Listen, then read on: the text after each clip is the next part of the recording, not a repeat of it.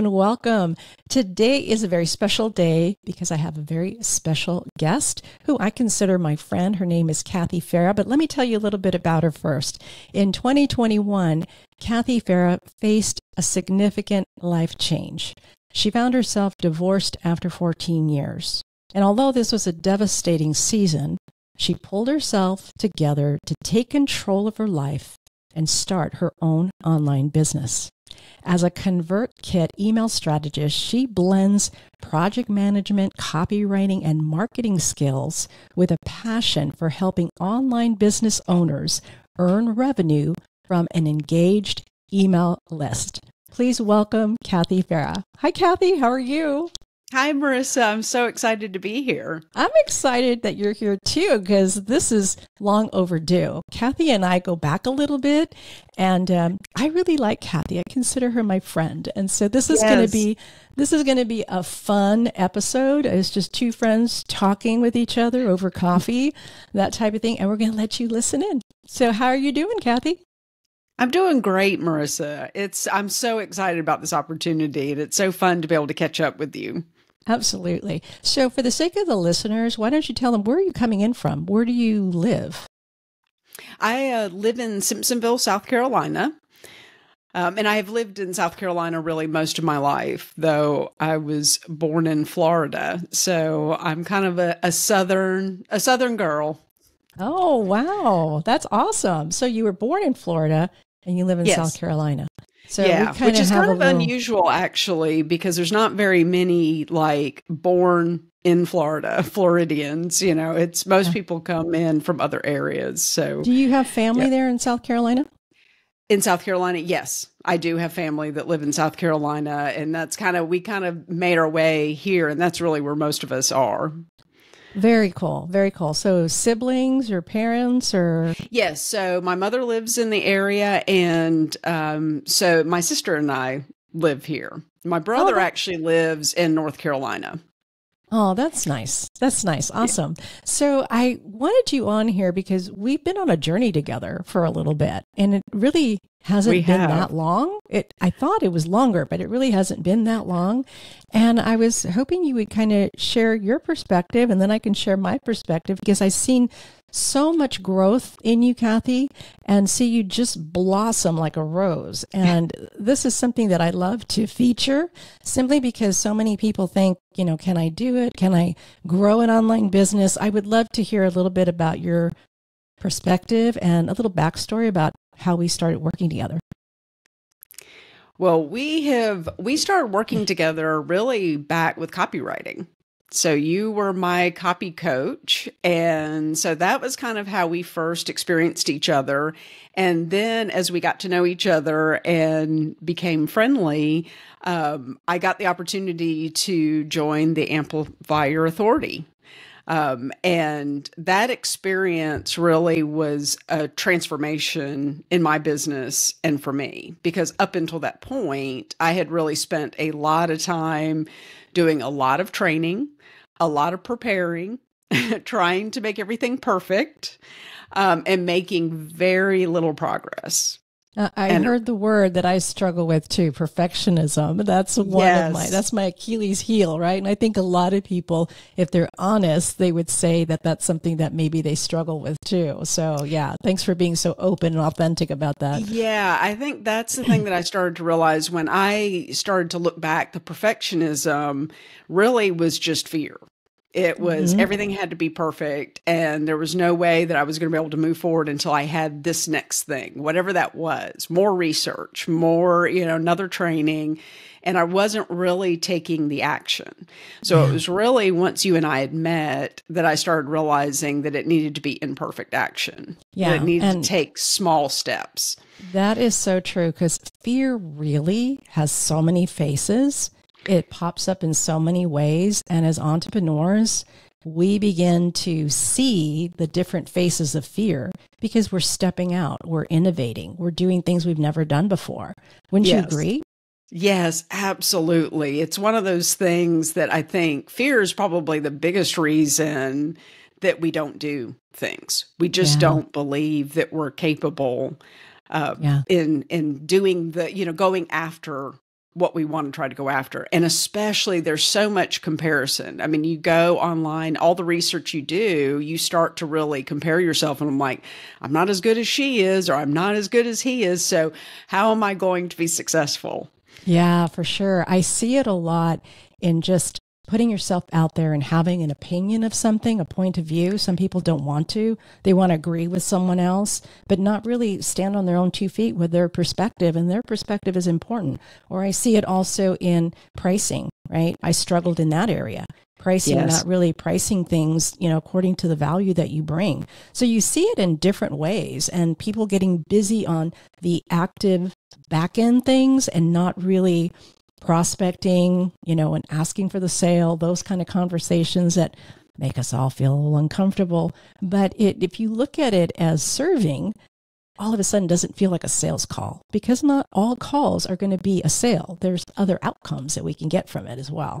Right. So, yeah. Yeah, and I was going to say that's really been one of the biggest things that you've taught me is about making connection. So when I looked at my sales calls, if we want to call it a sales call, really to just asking questions and really better understanding the other person and what their needs were, it changed a lot about how those calls felt. I mean, prior to that, to be honest with you, I would spend hours preparing for a very short call with somebody, not really knowing what the outcome was. And so often when the time came, it was a totally different issue than what I thought they may need. So in reality, once I started to ask some deeper questions, I started to realize oh, that's not, I've been preparing for hours on something totally different. This is not what they wanted at all. So it really showed me that it was really about asking the right questions. And that's something that you really help us as students of yours, is to really think about, well, why ask that question? What's the deeper meaning in this? Right. I love asking questions. I think I recently read something, and I may misquote this. I thought it was Brene Brown in her latest book, but it referenced, and I'm going to paraphrase this, but it was something that leaders don't have all the answers, but they ask great questions. And by asking great questions, it's kind of a journey of discovery, and you understand so much. So it's a win. You don't have to have all the answers. You don't have to be perfect, but ask great questions to really find out, like you were saying, what is it exactly that someone needs? So Kathy was referencing Amplify Your Authority. So just to keep this in context so they know what we're talking about. Right. Let me Sorry. Jumping in like we're friends. No, I know. Amplify Your Authority is my signature coaching program that I finally dialed in 2022 after a lot of things that I went through and realized, understanding that the big challenge that people had was traffic. You can build courses, you can know about SEO, you can do a lot of things, but the bottom line is you need people, you need traffic. And how do you do this? And so in my own discovery and asking lots of questions, I came up with Amplify Your Authority, which has a component of a 90-day intensive. And then the following 3 months is masterminding and implementation. So the 90-day intensive, the first month is all about branding.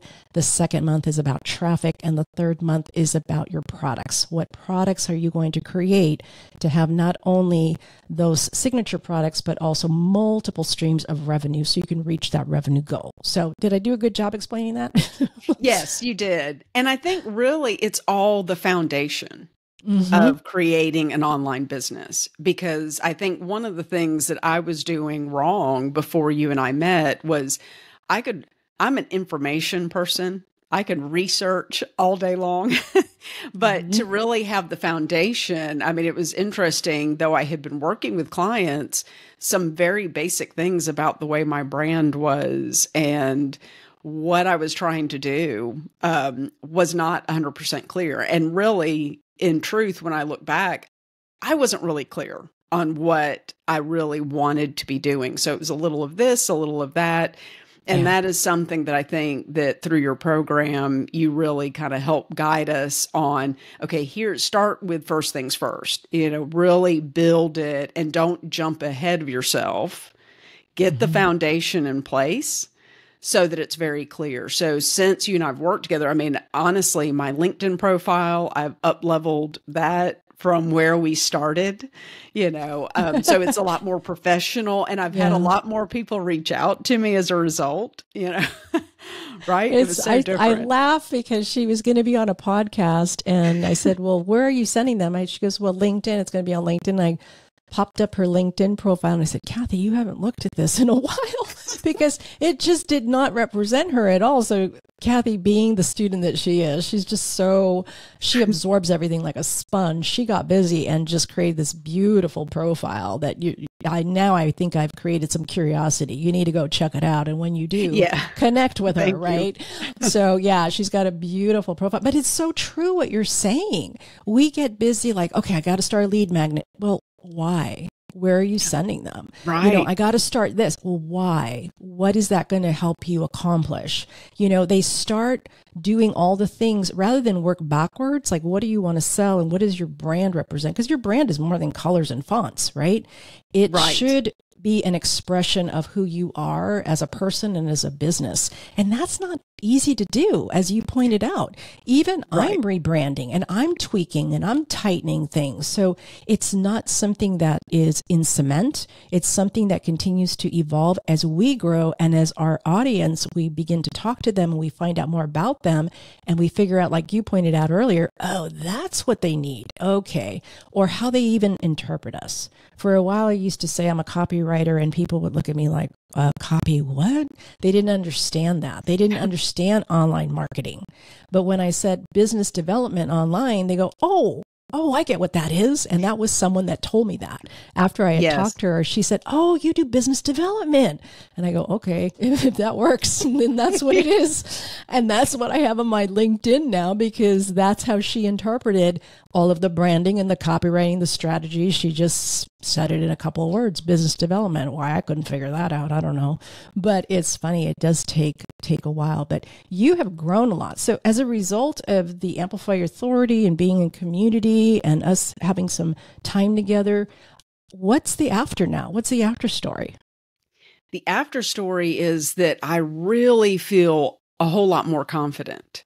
Like, I actually feel more confident to take and this is big for me, being that I am a type 5 Enneagram. So expertise is a top priority for me, but to have to say, okay, let's just take action.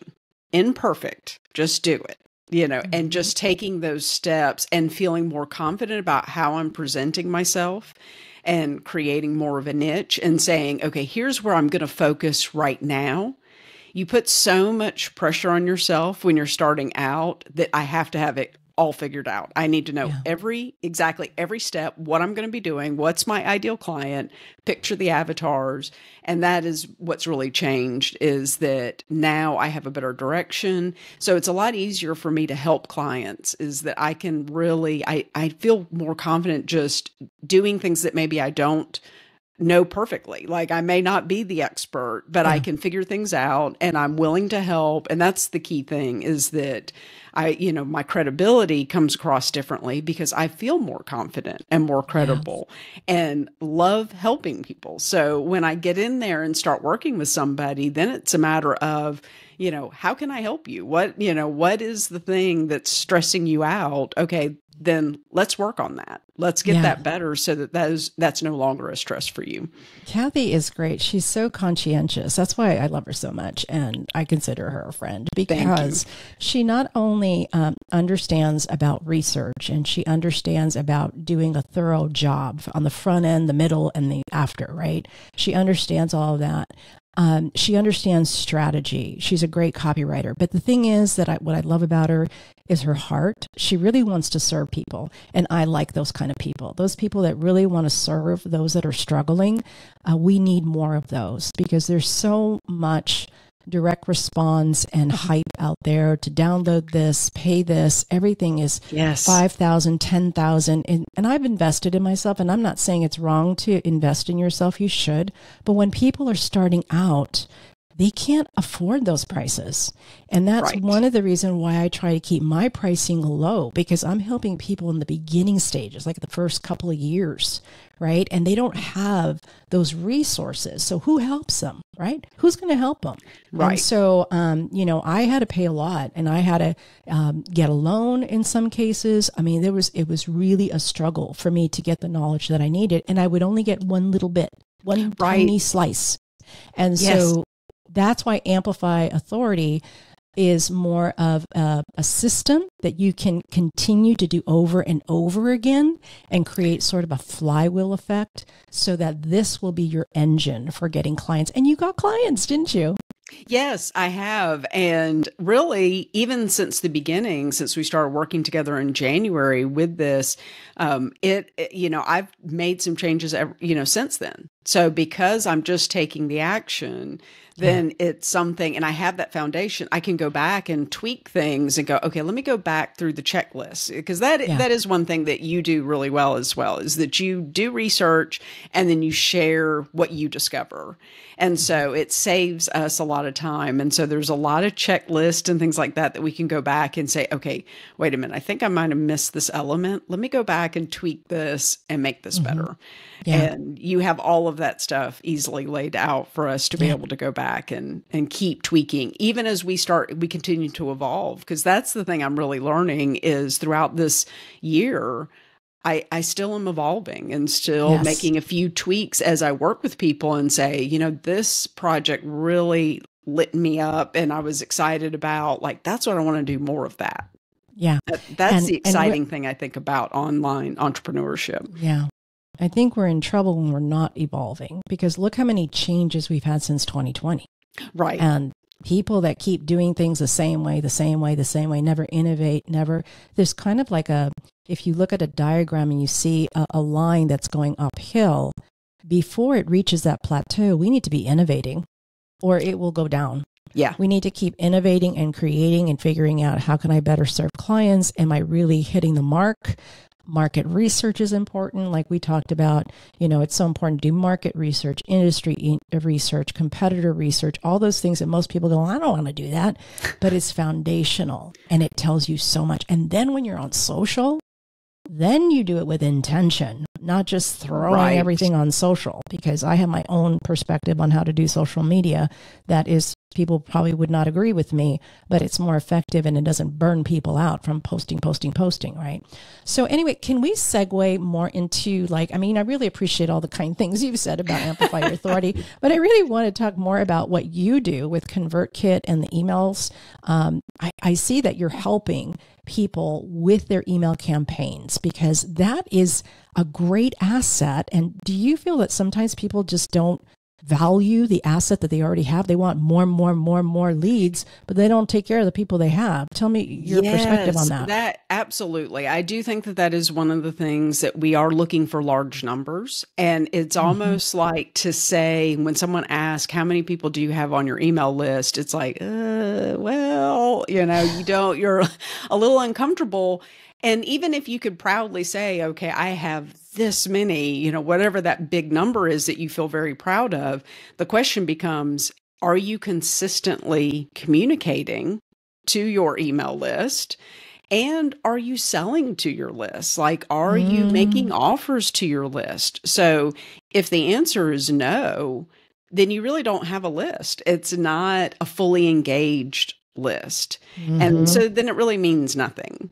So that's really the thing that I'm starting to recognize, that it's really much more about, even if your list is not huge, it's really more about having engagement and really connecting with people and providing value consistently.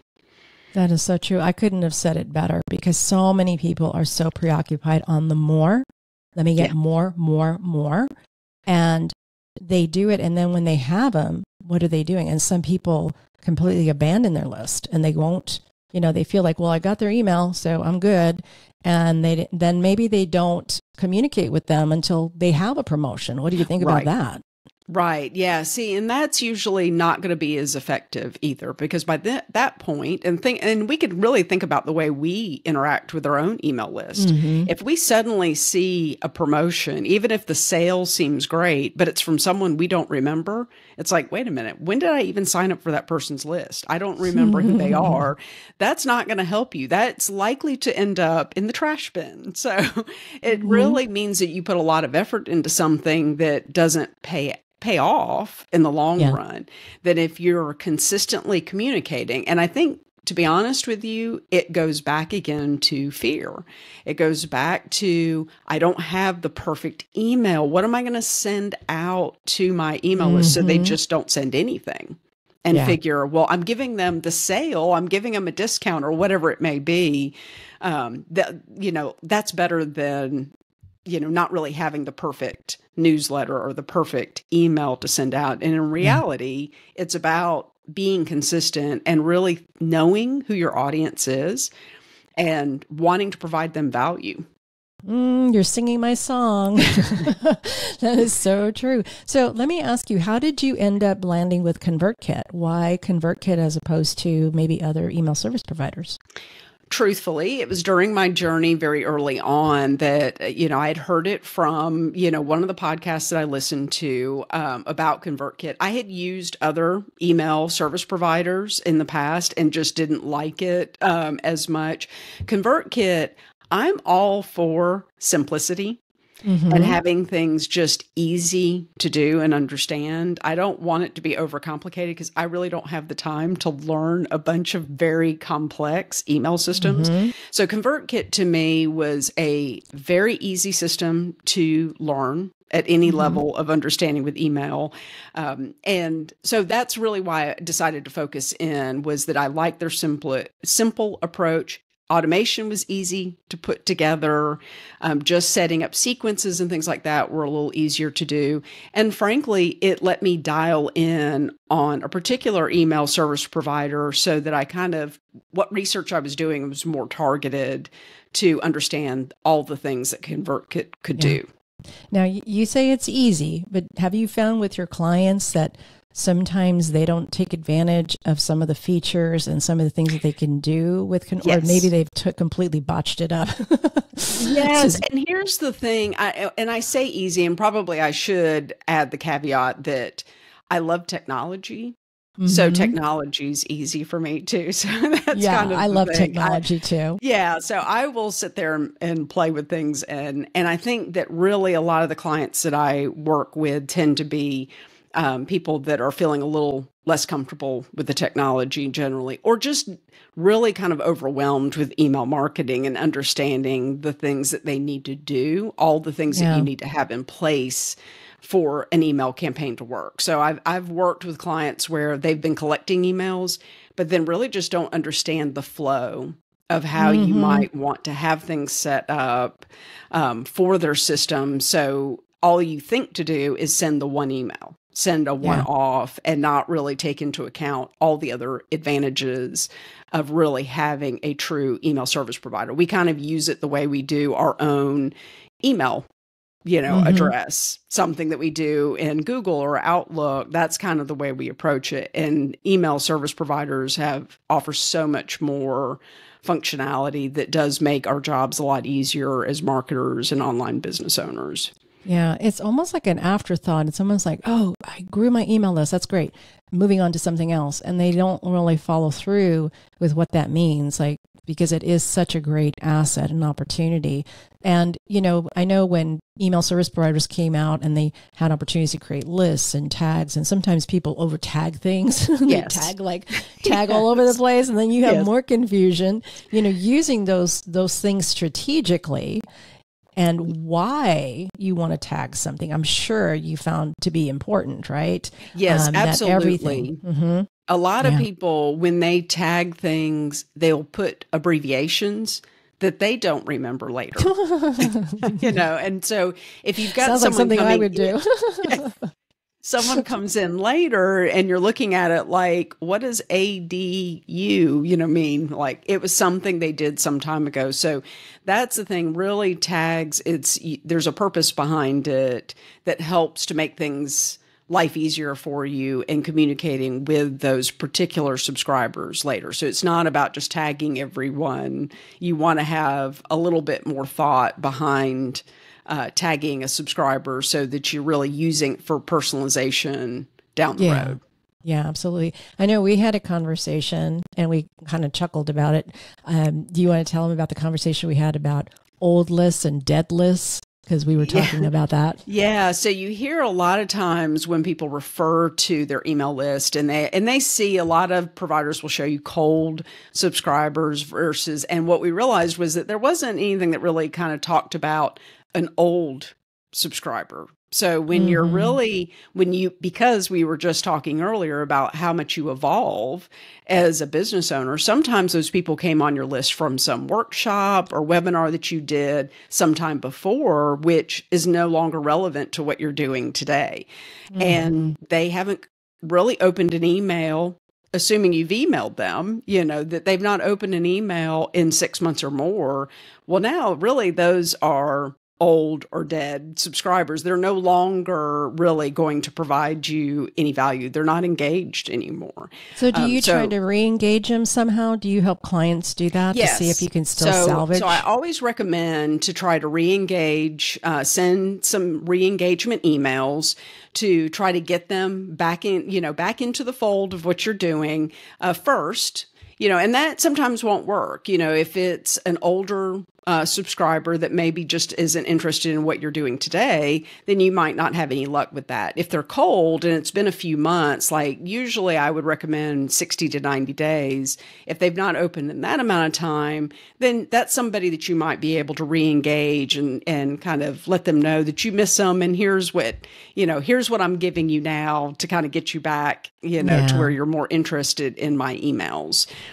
Yeah. Do you have a recommendation? Like, I know I use the Pareto principle for a lot of things, but a recommendation, like a ratio, like content that we send out, like how often a week?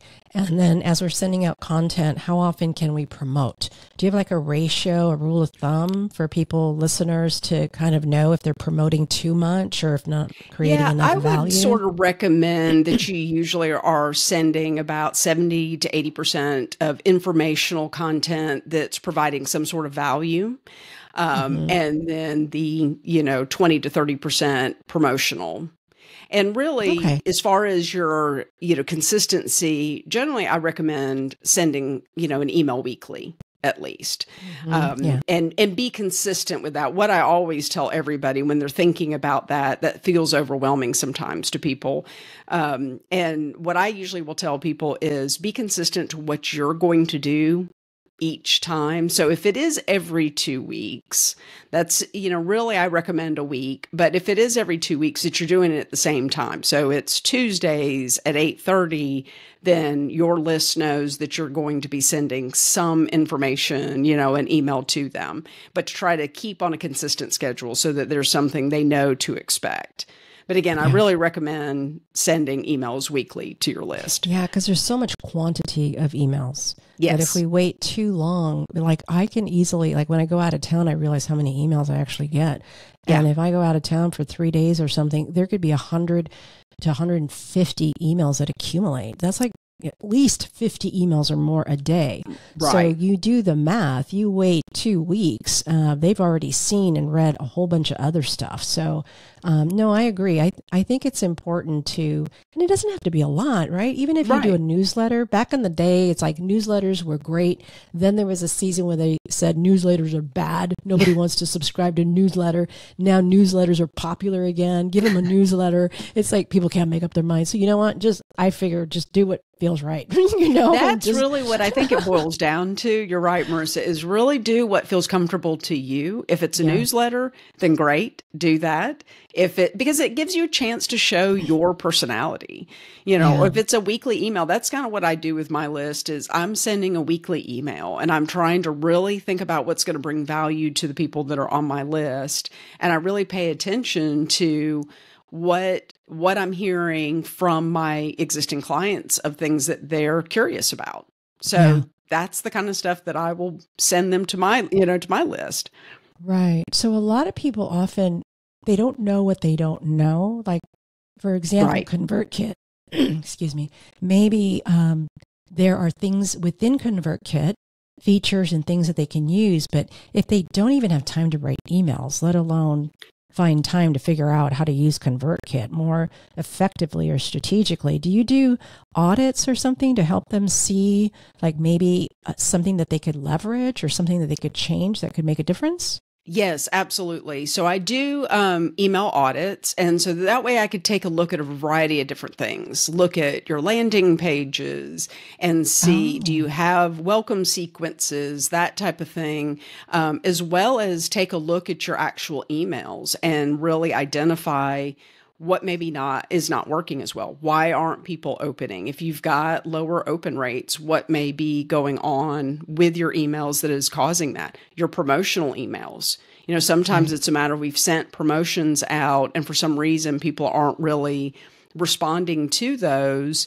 I could take a look at that and sort of give you a little more guidance on the way the copy is coming across and how you're presenting the information. Does it resonate with your audience the way are you really speaking to your audience at where they're at? Exactly.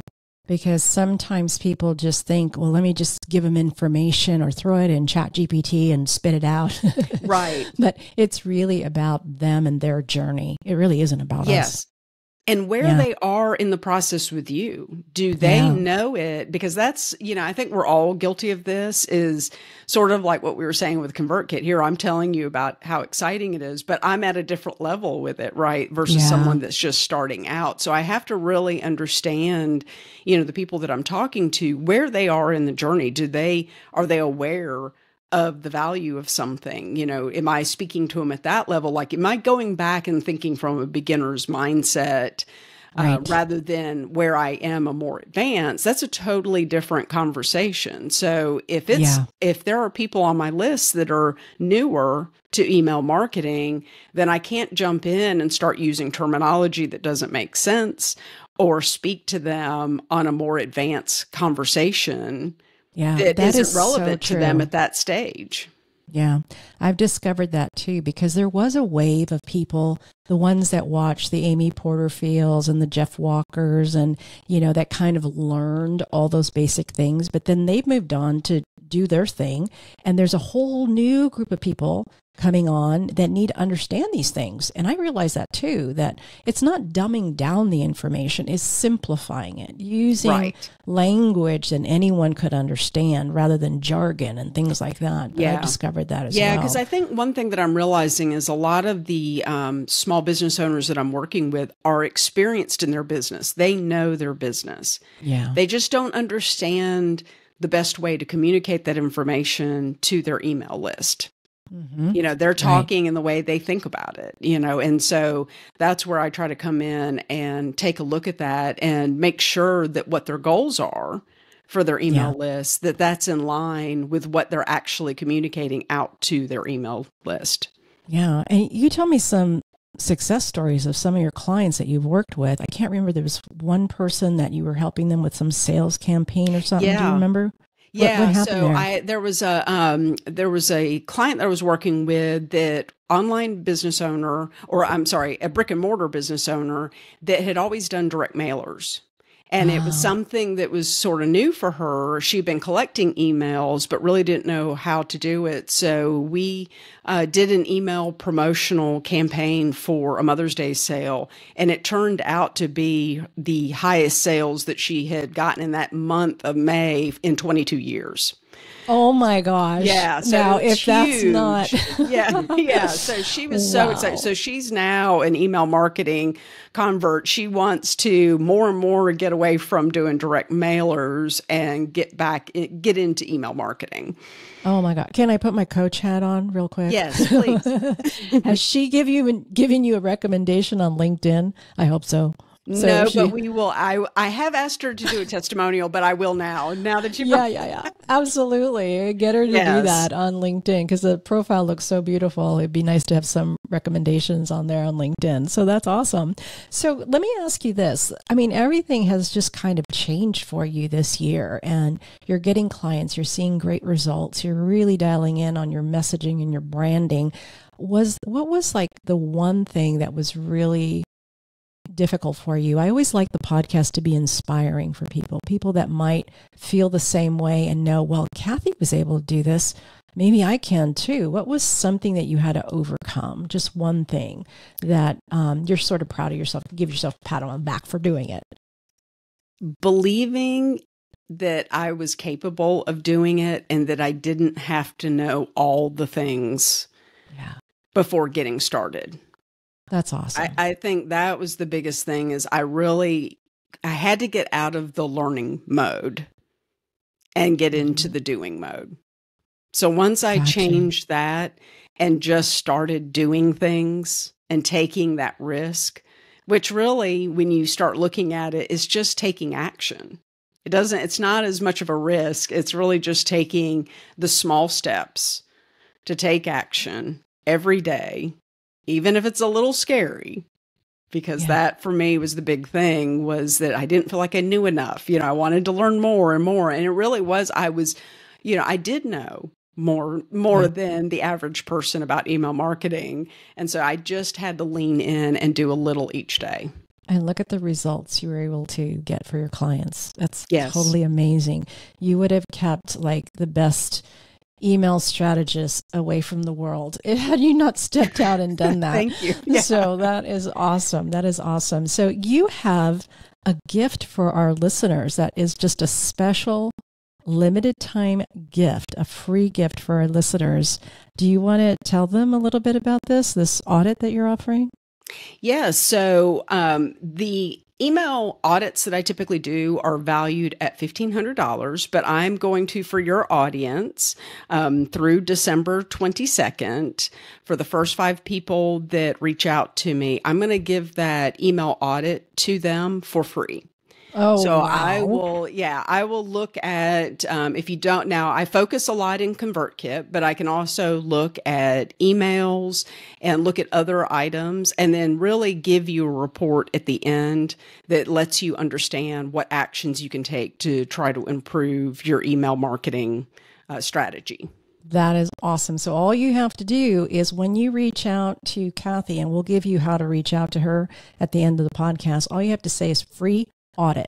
So she knows it came from this podcast, because she's not going to do this for everybody, right? Just for the listeners. Yeah. So you have to say free audit. And if you say free audit, then she knows it was a listener from the podcast, because she's going to take the first 5. And then once you connect with her, she can book on her calendar and begin to do that. So by the time you listen to this podcast, we will be in December holiday season. So you're looking at getting booked in January to get these things reviewed and stuff, just so everybody knows, because we don't want her working on Christmas, right? It's just like, no, we don't want to do that.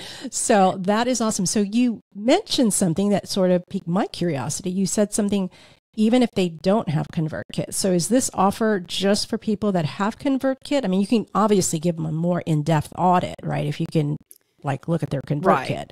But is this for people that don't have ConvertKit too? I mean, do you do services for those people that don't have ConvertKit as well? So in that case, if it's somebody that does not have ConvertKit, then maybe we're focusing in on looking at the last 5 emails that you sent out to your email list that you're wondering, is there anything that I could do to improve this? So maybe it's your promo sequence that you sent out some promotions, and for some reason the sale just was not as successful as you had hoped. If you want to provide me the emails that went out to your list, then I can take a look at those and give you some feedback and, a little bit of a copy critique, let you know what you could maybe do a little differently the next time to hopefully improve the chances of your promotion's success. Or maybe a welcome series for a free download, a welcome series with an order bump or something on the end. That is amazing. That has so much value, because once you tweak it and you get it working right, think of the revenue that you're going to make. Right. So you don't have to reinvent the wheel. And especially for lead magnets, a lot of people don't think about the welcome series. So that is really valuable too. It's not just about getting them to download that free resource. It's getting them to stay engaged. Yes. So that's a wonderful offer. So I'm going to recap here for those people listening to the podcast and want to have a free email sequence audit. And if you have ConvertKit, she will do a little bit more for you there. It's a $1,500 value. If you submit or reach out to her before December 22nd, which is a Friday before Christmas, and make sure you say free audit, Kathy will put you on the calendar and you can get this report from her. So that is awesome. That is awesome.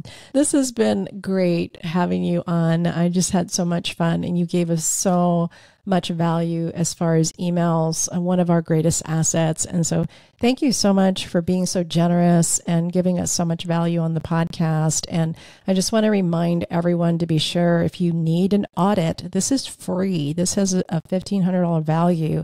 And what she shares with you, you can use in future emails too. So this could be the game changer for you. So be sure to reach out to her before December 22nd and make sure you say free audit, because this is just for our podcast listeners, Yes. and she's going to take only 5. So make sure you reach out so you can get on the calendar with her. Yes, So thank you, Marissa. Do you I have appreciate any last comments for our audience? Well, I would definitely say sign up for Amplify Your Authority.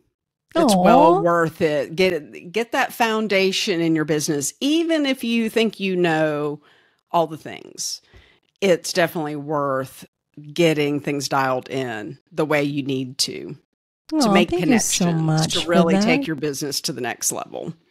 Oh, thank you so much. We are going to have a cohort in January. So if people are interested, December is the time to reach out to me for that, because we are going to have a cohort in January and that's going to be starting. And it's application first. I feel it's very reasonably priced compared to, you're not going to pay $5,000, $10,000 for it. And we take a journey for 6 months. So yeah, thank you so much, Kathy, for that. That was so sweet. I appreciate it. Yeah, thanks, Marissa, for your time. All righty, everyone. Take care, and we'll talk to you soon. Bye.